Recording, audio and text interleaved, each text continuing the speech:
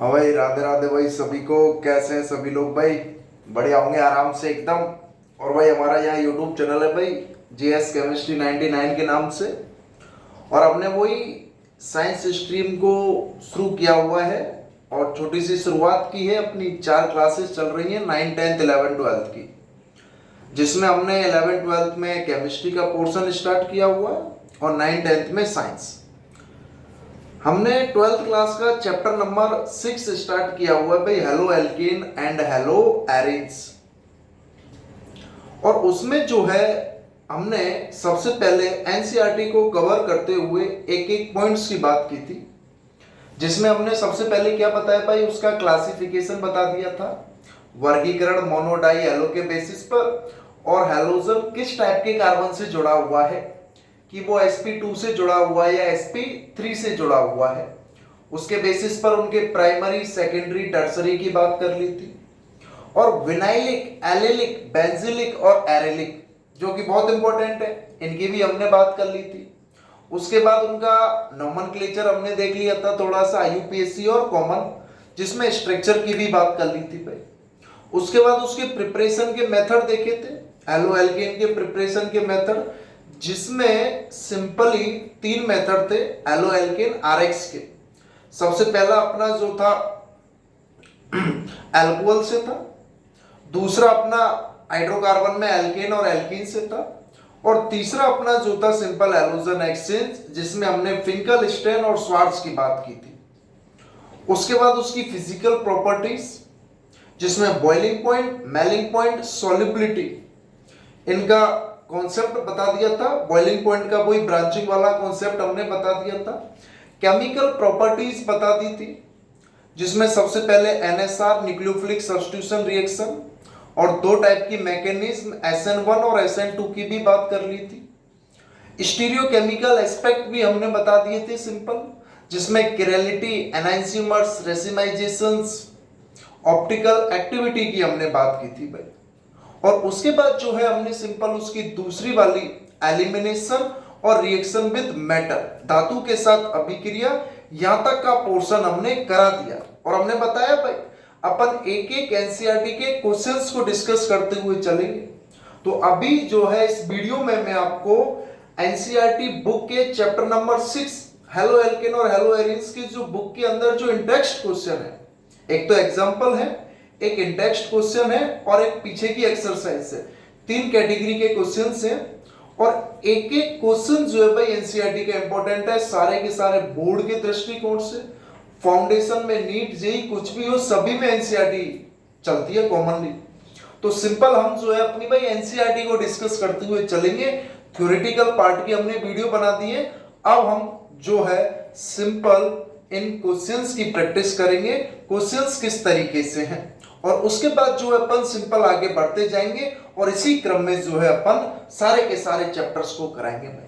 अगर वीडियो पसंद आ रही है तो सिंपल लाइक और सब्सक्राइब भी करें और चैनल को भाई शेयर जरूर करें।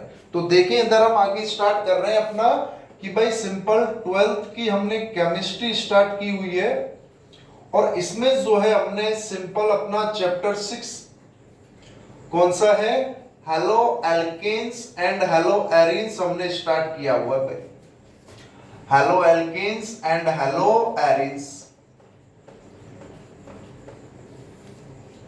और यहां हम जो है इसके indexed questions, NCERT questions discuss करेंगे भाई अभी। एनसीईआरटी क्वेश्चंस, और एनसीईआरटी क्वेश्चंस में हम सबसे पहले जो इंडेक्स्ड वाले क्वेश्चंस हैं उनको लेंगे भाई। इंडेक्स्ड क्वेश्चन पुराने सिलेबस के अकॉर्डिंग तो ये चैप्टर नंबर 10 था, उसके बाद रिड्यूस हो गए पिछले 1 साल से। इसमें अब हम बात कर रहे हैं इंडेक्स्ड क्वेश्चन को, इस चैप्टर की हम डिस्कस करेंगे भाई। तो सिंपल जो है सबसे पहले हम देख रहे हैं इसमें इंडेक्स्ड क्वेश्चन में क्वेश्चन नंबर 6.1, इंडेक्स्ड में ही क्वेश्चंस नंबर 6.1 है, जिसमें right structure of the following compounds. Structure यानी कि संरचना बनानी है भाई अपने को कुछ कंपाउंड्स की, जिसमें अपना पहला ही क्वेश्चन दिया हुआ है 2-chloro-3-methyl pentane, 2-chloro-3-methyl pentane.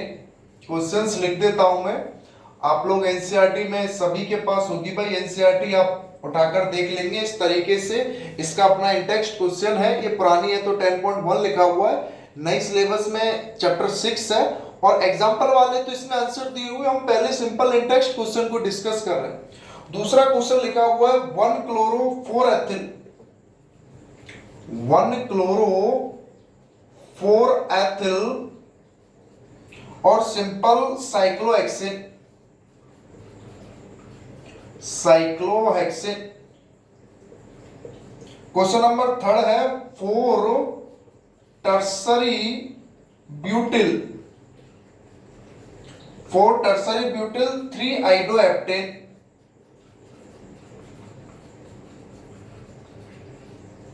Question number 4 दिया हुआ है सिंपल 1,4 डाइब्रोमो,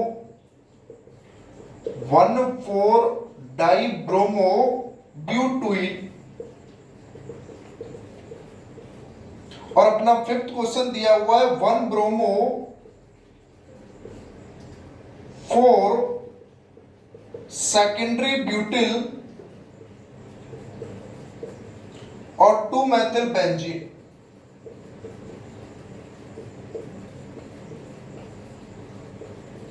ये अपने सिंपल एनसीईआरटी के इंटेक्स्ट के फर्स्ट क्वेश्चन है 6.1, जिसमें अपने को जो है भाई सिंपल स्ट्रक्चर्स बनानी है कि 2 क्लोरो 3 मेथिल पेंटेन की, 1 क्लोरो 4 एथिल साइक्लोहेक्सेन की, 4 टर्सरी ब्यूटिल 3 आइडोएप्टेन की, 1 4 dibromo butyne, 1 bromo 4 secondary butyl 2 methyl benzene. बहुत ही सिंपल होता है भैया, सिंपल कि अगर आपको नेमिंग दे दी जाए और फिर आपसे स्ट्रक्चर पूछी जाए। नेमिंग करना थोड़ा मुश्किल हो जाता है कंपेयर करें तो स्ट्रक्चर बनाने के, क्योंकि उसमें नंबरिंग में प्रॉब्लम आ जाती है, लेकिन यहाँ तो स्ट्रक्चर बनाना तो बहुत आसान है। देखो सबसे पहले आपको तो वर्ड रूट को पकड़ लेना है कि भाई 2 क्लोरो 3 मेथिल पेंटेन है, पेंटेन है तो सिंपल 5 कार्बन की चेन बना दो। आंसर नंबर फर्स्ट मैं यहां लिख रहा हूं, 5 कार्बन की चेन, 1 2 3 4 5 कार्बन की चेन बना दी। अब आपका मन करे नंबरिंग वहां से स्टार्ट कर दो, मन करे तो यहां से कर दो, मन करे तो वहां से कर दो, कोई दिक्कत नहीं है। मैंने यहां पर इनकी नंबरिंग कर दी भाई सिंपल 1st 2nd 3rd 4 5, तो ये पेंटेन हो गया अपना। अब देख लो किस किस पर क्या क्या लगा हुआ है। सेकंड पर क्लोरीन लगा हुआ और थर्ड पर मेथिल लगा हुआ है, तो सेकंड पर लगा दो आप क्लोरो में क्या Cl और थर्ड पर मेथिल में लगा दो क्या CH3। अब बचे हुए इसमें हाइड्रोजन जोड़ दो, क्योंकि कार्बन को टोटल 4 बैलेंस है, बाकी बची हुई हाइड्रोजन से रिप्लेस कर दो। ये अपनी CH3, ये अपनी CH3, इधर एक H लगा दो, 2 1 2 3 4 CH2 हो जाएगा 2 हाइड्रोजन के साथ, और इधर एक हाइड्रोजन और इधर भी एक हाइड्रोजन। हाइड्रोजन लगा दो, नहीं भी लगाओगे तो भी कोई समस्या नहीं है। इसकी स्ट्रक्चर हो गई है सिंपल अपनी 2 क्लोरो 3 मेथिल पेंटेन। अगला आ जाओ 1 क्लोरो 4 एथिल साइक्लोहेक्सेन। हेक्सेन का मतलब 6 कार्बन की चेन है, लेकिन साइक्लो का प्रीफिक्स कब यूज में किया जाता है? जब चेन क्या हो भैया, साइक्लिक हो। तो सिंपल सेकंड आंसर की अगर मैं बात करूं तो 6 कार्बन की चेन बना दो, और कौन सी चेन है? साइक्लिक चेन है। नंबरिंग आपका मन करे वहां से स्टार्ट कर दो, 1st 2nd 3rd 4 5 6।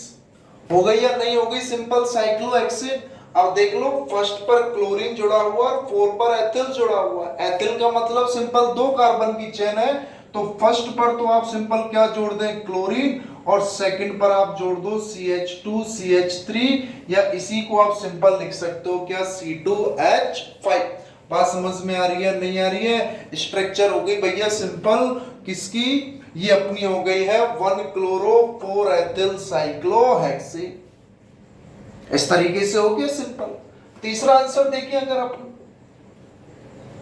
Answer number 3 की अगर मैं बात करूं, या तो आप कार्बन की फॉर्मूला लिख दो या बेस डैश फॉर्मूला बना दो, जिगजैग वाला भी बना सकते हैं। जैसे देखो अभी मैं इसका जिगजैग बनाऊंगा, 4 टर्सरी ब्यूटिल 3 आइडोहेप्टेन। हेप्टेन का मतलब क्या है, 7 कार्बन की चेन है भाई, और 7 कार्बन की चेन आप बना दो सिंपल जिगजैग में, 1 2 3 4 5 6 7, लिख दो इसको 1 2 3 4 5 6 7, नंबरिंग कर दी भाई अपन ने। तो 7 कार्बन की चेन हो गई और ये सिंपल क्या हो गया, हेप्टेन हो गया। अब देखो 4 पर टर्सरी ब्यूटिल लगा हुआ है, वीडियो में हमने बताया भी है। कॉमन नेमिंग में भाई सिंपल नॉर्मल आइसोनियो, नॉर्मल आइसोनियो सेकेंडरी और टर्सरी, इनकी तो बहुत ही ज्यादा इंपॉर्टेंट स्ट्रक्चर होती है। अब ब्यूटिल का मतलब कितने कार्बन है, 4 कार्बन है, और 4 कार्बन में से टर्सरी कार्बन लिख दिया, मतलब इससे 3 डिग्री कार्बन जुड़ रहा है। और 3 डिग्री कार्बन कैसे बनेगा, 1 2 3 4, ये 4 कार्बन की चेन है और ये अपना 3 डिग्री का कार्बन हो गया। तो 4 कार्बन पर अपन ये टर्सरी ब्यूटिल जोड़ देंगे इस तरीके से। यहां आप जोड़ दो भाई सिंपल, एक कार्बन है C और इधर C C और C, ये अपना हो गया है 4 टर्सरी ब्यूटिल। और थर्ड पर क्या जोड़ दो, आयोडीन दिया हुआ है, तो भाई थर्ड पर जोड़ दो I3 आइडो 4 सेकेंडरी ब्यूटिल, और क्या हो गया है, सिंपल हेप्टेन हो गया या नहीं हो गया, दिख रहा है या नहीं दिख रहा है भाई सही तरीके से। तो सिंपल नेमिंग से स्ट्रक्चर बनाना नेमिंग से स्ट्रक्चर बनाना ज्यादा आसान है कंपेयर टू सिंपल नेमिंग दे दी, स्ट्रक्चर बना लेंगे compare to structure to naming, क्योंकि उसमें थोड़ी बहुत प्रॉब्लम आ जाती है कभी कभी। वो किस तरीके की आ जाती है कि भाई पहले किसकी नंबरिंग स्टार्ट करें, लेकिन अगर स्ट्रक्चर दी हुई है और नेमिंग दिया हुआ और आपसे सिंपल स्ट्रक्चर पूछ ले तो कहीं से भी नेमिंग कर दो, और उन पोजीशन पर सिंपल क्या लगाते जाओ, उनकी जो भी दिए हुए ग्रुप्स उनको सिंपल जो है हम अच्छे तरीके से लगाते जाएंगे। आगे देखिए अगला क्वेश्चन, 3 क्वेश्चन हो गए, 2 क्वेश्चन और बचे हैं। सिंपल से क्वेश्चन है, आईयूपीएससी नेमिंग के चारों चैप्टर्स में कॉमन चलते हैं, कॉमन नेमिंग तो सब में भाई बहुत ज्यादा इंपॉर्टेंट है। अगला दिया हुआ है 1,4 डाइब्रोमो ब्यूट-2-8, ब्यूट का मतलब 4 कार्बन की चेन है, आप 4 कार्बन की चेन बना दें, कुछ नहीं करना अपने को, तो सिंपल 1 2 3 4 कार्बन बना दो, नंबरिंग कर दो, first second third fourth. Second carbon पर क्या बोल रहा है, 2 इन का मतलब डबल बॉन्ड है, तो सिंपल हमने क्या किया भाई, एक डबल बॉन्ड बना दिया, ब्यूट 2 इन हो गया। अब फर्स्ट और फोर्थ पोजीशन पर 2 ब्रोमीन लगा दो, एक तो फर्स्ट पोजीशन पर ब्रोमीन लगा दो Br, और एक सेकंड पोजीशन पर ब्रोमीन लगा दो, क्या हो गया simple 1,4 dibromo but 2 ene. Naming करते हैं तो सिंपल सबसे पहले 4 कार्बन की चेन है तो ब्यूट, प्राइमरी सफिक्स में डबल बॉन्ड है तो 2 इन, और बाकी बचे हुए प्रीफिक्स है तो फर्स्ट और फोर्थ पोजीशन पर है तो 1,4 डाइब्रोमो ब्यूट 2 इन हो गया भाई सिंपल। बात समझ में आ रही है नहीं आ रही है? अगला और देख लो, बढ़िया क्वेश्चन है, 1 bromo 4 secondary butyl 2 Maithil benzene. अपना मेन कार्बन की चेन तो बेंजीन है, तो भाई आप सिंपल क्या करो, बेंजीन बना दो,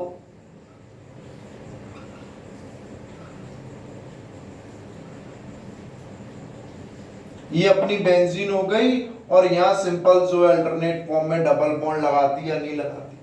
अब आपका मन करे वहां से नंबरिंग कर दो 1 से 6 तक, तो सिंपल मैंने नंबरिंग कर दी, जैसे फर्स्ट सेकंड थर्ड 4 5 6, ये 6 कार्बन मैंने इसमें नंबरिंग कर दी है। अब देख लो कहां पर क्या क्या लगा हुआ है, फर्स्ट कार्बन पर ब्रोमो लिखा हुआ है, तो भाई फर्स्ट पर आपने Br लगा दिया, फर्स्ट पर क्या लगा दिया Br। 4 पर सेकेंडरी ब्यूटिल, अभी बताया ये तो टर्सरी ब्यूटिल है, अगर इस कार्बन को यहां से हटाकर यहां लगा दूं तो ये सिंपल क्या हो जाएगा, सेकेंडरी ब्यूटिल हो जाएगा, यानी कि सीधी कार्बन में से सेकंड और थर्ड में से किसी कार्बन को जोड़ दो 2 डिग्री वाले को, इसको जोड़ दो या इसको जोड़ दो, तो 4 पोजीशन पर सेकेंडरी ब्यूटिल का मतलब सिंपल क्या होगा भाई, ये जो है इधर कार्बन कार्बन कार्बन और कार्बन, ये हो गया अपना 4 सेकेंडरी ब्यूटिल, क्योंकि 2 डिग्री का कार्बन जुड़ गया है 4 पोजीशन पर बेंजीन के। और उसके अलावा क्या बचा हुआ है, 2 मैथिल, सेकेंड पोजीशन पर क्या लगा दो भाई, एक मैथिल ग्रुप CH3। ये इसकी सिंपल क्या हो जाएगी, स्ट्रक्चर हो जाएगी। बात समझ में आ रही है, नहीं आ रही है कुछ? तो इस तरीके से IUPAC नेमिंग तो बहुत आसान है, चुटकियों में कर दो। स्ट्रक्चर बनाने को आ जाए या नोमेनक्लेचर आ जाए, नोमेनक्लेचर आ जाए तो भी कोई समस्या नहीं है, और स्ट्रक्चर आ जाए तो भी कोई समस्या नहीं है। बेसिक चीज तो ये 11th का है भाई, सबसे ज्यादा जिसको 11th क्लास में पढ़ते हैं। या हमने थोड़ा बहुत इसके बारे में बताया भी है चैप्टर की वीडियो में, आप देखोगे तो नोमेनक्लेचर वाले कॉन्सेप्ट में। बात समझ में आ रही है क्या कुछ? तो सिंपल ये अपना इंटेक्स्ट क्वेश्चन है, सबसे पहला 6.1, जिसमें अपने को क्या बनानी है, स्ट्रक्चर बनानी है।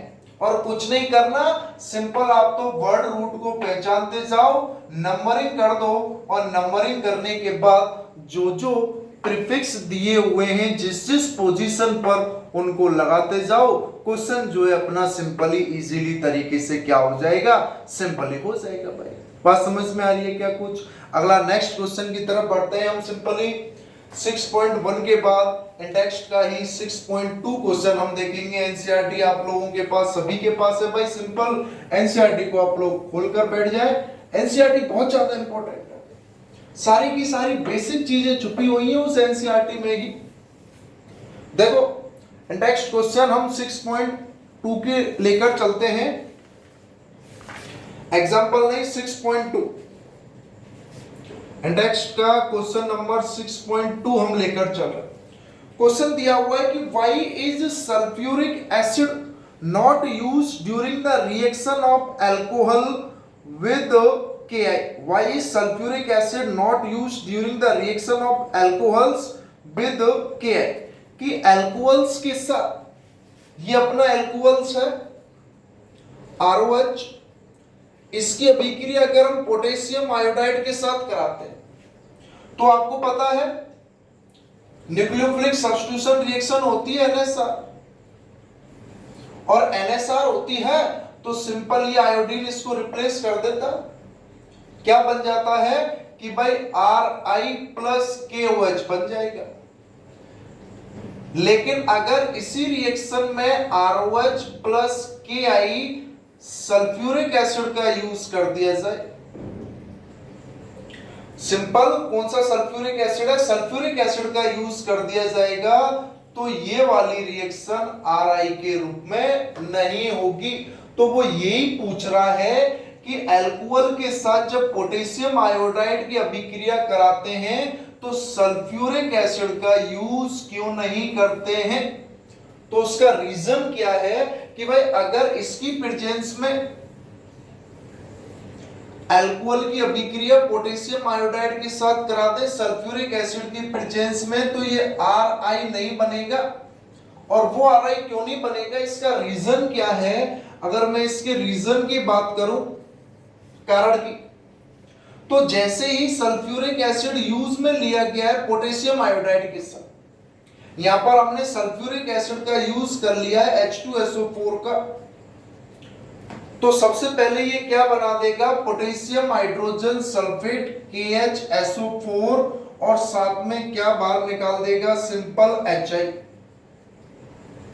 रिएक्शन को अगर आप बैलेंस करो तो 2-2 लगा दो सभी में, रिएक्शन सिंपल क्या हो जाएगी, अपनी बैलेंस हो जाएगी। हाइड्रोजन 4 हो गए, हाइड्रोजन 4 हो गए, आयोडीन 2 हो गई, iodine 2, potassium 2, potassium 2, sulphur 2, sulphur 2, oxygen 8, oxygen 8 नहीं, 2 potassium 2 potassium 2 iodine 2 iodine, hydrogen hydrogen 2-2 लगा दो, नहीं भी लगाओ सिंपल। तो अगर रिएक्शन को अगर हम देखें तो KHSO4 ये रिएक्शन हो जाएगी। अब देखो भाई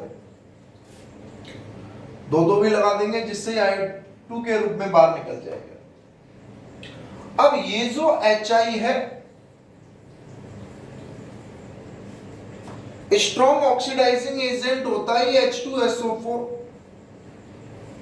H2SO4 क्या है? सिंपल स्ट्रॉन्ग ऑक्सीडाइजिंग एजेंट है। ट्रिपल ऑक्सीकारक अभिकर्मक होता है।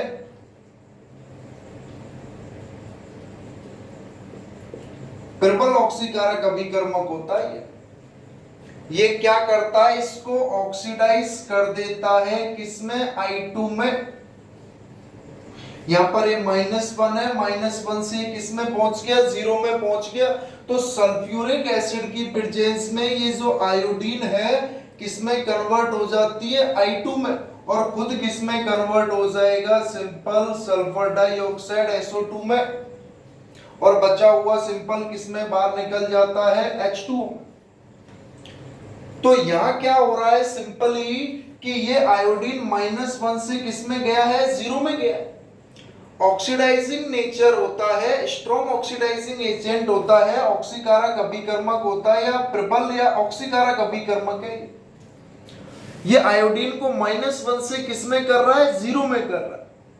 अब HiI2 में कन्वर्ट हो गई तो ये रिएक्शन नहीं हो पाएगी, अल्कोहल से एल्केन नहीं बनेगा, इसलिए सल्फ्यूरिक एसिड का यूज नहीं किया जाता। डायरेक्ट क्वेश्चन आ रहा है कि क्वेश्चन क्या है वो समझे कि भाई क्यों अल्कोहल की रिएक्शन जब पोटेशियम आयोडाइड के साथ करा रहे हैं तो सल्फ्यूरिक एसिड का यूज क्यों नहीं कर रहे? जब एब्सेंस ऑफ सल्फ्यूरिक एसिड है, सल्फ्यूरिक एसिड प्रेजेंस नहीं है, तो सिंपल ये रिएक्शन हो रही है NSR न्यूक्लियोफिलिक सब्स्टिट्यूशन रिएक्शन।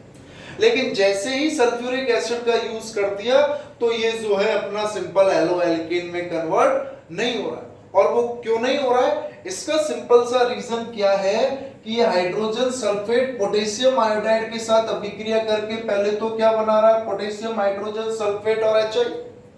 और ये HI हाइड्रोजन सल्फेट या सल्फ्यूरिक एसिड के साथ रिएक्ट करके किसमें कन्वर्ट हो रहा है? I2 में। इंपॉर्टेंट क्वेश्चन है। ऑक्सीडाइजिंग नेचर है, आयोडीन को HI को किसमें कन्वर्ट कर देगा? I2 में कन्वर्ट कर देगा। -1 से किसमें चला गया? सिंपल 0 में चला गया। कुछ बात समझ में आ रही है कि भाई? तो बहुत ही इंपॉर्टेंट क्वेश्चन है कि क्यों सल्फ्यूरिक एसिड का यूज नहीं करते हैं किस समय? जब अल्कोहल की अभिक्रिया हम पोटेशियम आयोडाइड के साथ कराते हैं। अल्कोहल की अभिक्रिया हम किसके साथ कराते हैं? पोटेशियम आयोडाइड के साथ कराते हैं। एक और क्वेश्चंस देख लेते हैं भाई सिंपली हम, उसके बाद हम जो है आगे कंटिन्यू करेंगे। एक और क्वेश्चन देख लेते हैं 6.3।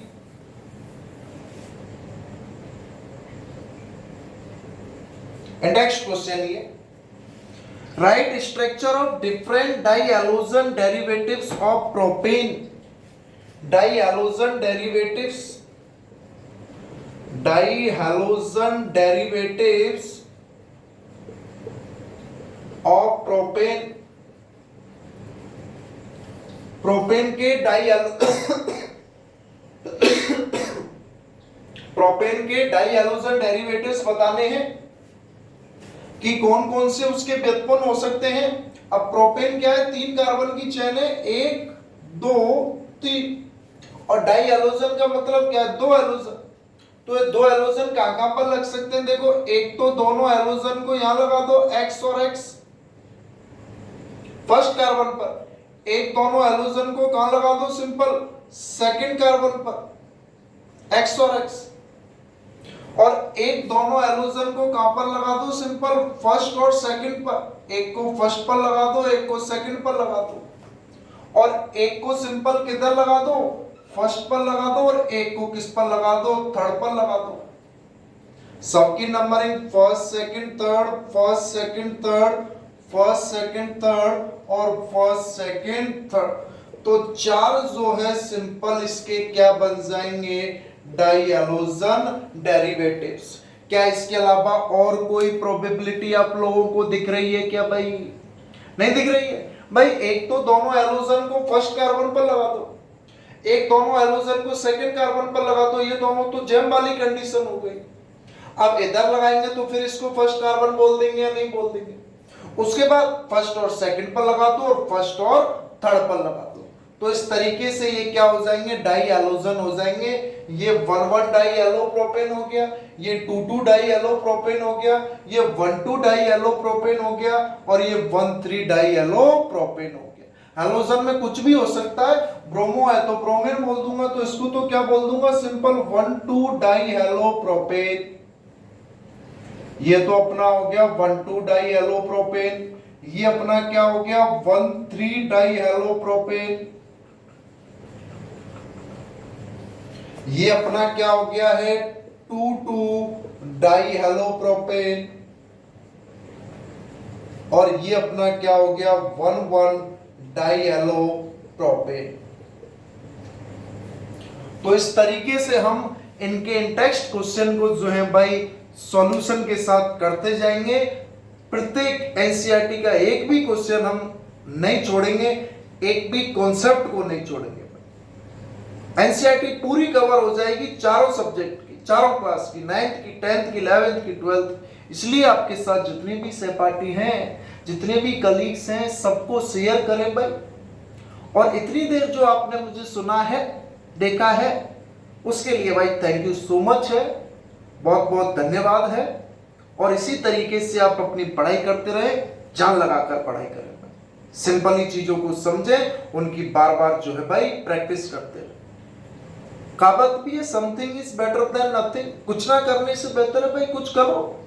तो कुछ भी समझ में नहीं आ रहा है, क्वेश्चंस को प्रैक्टिस के रूप में स्टार्ट तो करो, कम से कम चीजों को करो। डाउट आएगा, दिमाग उसी तरीके से जो है अपना आगे चलने लग जाएगा। ठीक है, आज के लिए यहीं इसको स्टॉप करेंगे। इसके बाद नेक्स्ट वीडियो में अपन फिर आगे टेक्स्ट क्वेश्चन को करेंगे। अगर आपने पुरानी वीडियोस देखी हुई हैं तो आगे के क्वेश्चन इजीली हो जाएंगे और उनको करने की प्रैक्टिस करें। ठीक है, thank you so much, have a nice day. Thank you.